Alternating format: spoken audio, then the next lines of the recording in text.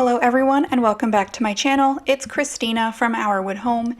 In today's video I am bringing back the Vintage Advice series. This one's a little bit different. It's not quite as old as most of the other publications that I reference. This is from the Creative Recipes Holiday Cookbook. I think that's what it's called. It's by Pillsbury and it was printed in 1982. This publication is one that my husband's grandma had, and now we own it, and I've used a few recipes from it. It's pretty good, actually. But I thought I would read some of the interesting advice that they give throughout the publication. On the screen, I'm going to be showing pictures from it, so you can just kind of get an idea of some of the recipes that they were providing. Let's get started. The holidays are a time for continuous entertaining. They are a time for young and old to share in delightful festivities, a time for traditions and memories, a family time for favorite foods. We invite you to enjoy the warmth of this special season by preparing the delectable suggestions we've included in this edition. You'll discover recipes for casual and a little more formal entertaining. We've positioned recipes according to the times of day they would be most appropriate. Plus, we've included special tips to help make your season more enjoyable. Our Just Desserts chapter is filled with lusciously rich ideas, and we'd like to suggest using your imagination for the creation of a holiday dessert buffet. From all of us at Pillsbury, we wish you a very special holiday season. We're about to enter a very exciting season, and what better time for a gathering of family and friends?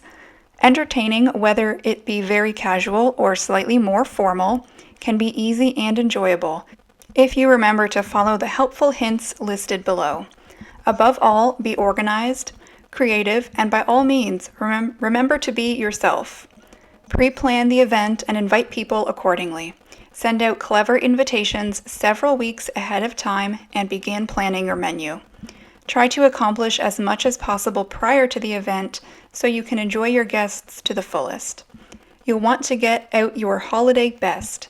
Plan ahead for special items you will need, such as ice buckets, punch bowls, glassware, and extra chairs.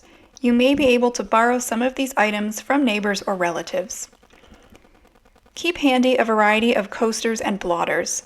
They can help save a messy cleanup job. Have an extra supply of matches, candles, light bulbs, and fuses. Keep extra measuring cups and spoons on hand to avoid washing and drying them before reusing. Wash and clean serving dishes, crystal, glassware, and silver several days in advance. Cover tops with plastic wrap or paper towels. Use a tarnish preventative polish on silver to keep the shine through the holidays. Household tasks are a breeze when you gather family members together as helpers. Do heavy cleaning a few days before your plan to entertain. This leaves only light cleaning and routine dusting to be done before guests arrive. Keep kitchen and work areas neat and well organized. Assemble all materials you need before you begin a task. Clean up as you work to avoid clutter. Press table linens a day or two in advance of use to avoid last-minute ironing. Be prepared for spills. Keep an ample supply of cleaning materials handy: sponges, towels, cloths, special cleaners for rugs, upholstery, and furniture. Clear a closet near the front door to make room for guests' coats and boots. Do every dish before guests arrive and remember to unload the dishwasher. Clear counters of unnecessary items to allow for serving space. Get out the holiday decorations just after Thanksgiving so you're ready for unexpected company throughout December. Try to set the table in the morning or the night before. Remember a centerpiece. What shall I serve? Choose foods that fit the occasion and your budget. Plan your menu in advance and prepare a detailed shopping list. Include notes on cooking and preparation time. Buy extra holiday items to have on hand, such as nuts, mints, decorative candies, cranberry juice, club soda, etc. Plan on using your freezer to store cookies or main dishes for those unexpected holiday guests. Remember to allow thawing time. Keep several kinds of crackers and cheeses on hand for a quick and easy appetizer. Keep a special treat of the season around to give as gifts. Have sufficient ice around for beverages and punches. Use tried and true recipes with color, flavor, and texture variety. Go creative and garnish or arrange your serving dishes to capture that mouth-watering look. Use lemon or a sprig of mint to bring out that picture appeal. Tips for keeping linens in good condition. When drying, do not hang by the corners. Fold over the line. When storing occasionally used linens, keep white and colored linens away from the light and as airtight as possible. Do not store white linens in cedar-lined chests, drawers, or cupboards because the cedar fumes will yellow the linen. Stain removal guide for linens. Some of the enzymatic detergents now available work well for removing stains. If you have a valuable old table linen or one that is highly ornamental, it is probably best to send it to a professional laundering specialist. Alcoholic beverages. Soak or sponge immediately with cold water, then with mixture of cold water and glycerin, which is available at drugstores.